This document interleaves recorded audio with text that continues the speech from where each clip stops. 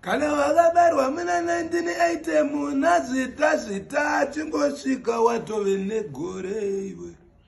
Kana wakabarwa muna 1980 muna ndira kangosvika watove negore iwe. Amai wengu vadzinofamba veduwe. Happy birthday kuna baba Asharu Alick Macheso. Aiwa mdara chengetwai. Murambe muchichengetwa. Murambe muchizvichengetawo. Tinokudai mdara kuti tirambe tichingokudza kuti happy birthday. Happy birthday. Zita rangu ndonzi Simon Mutambi.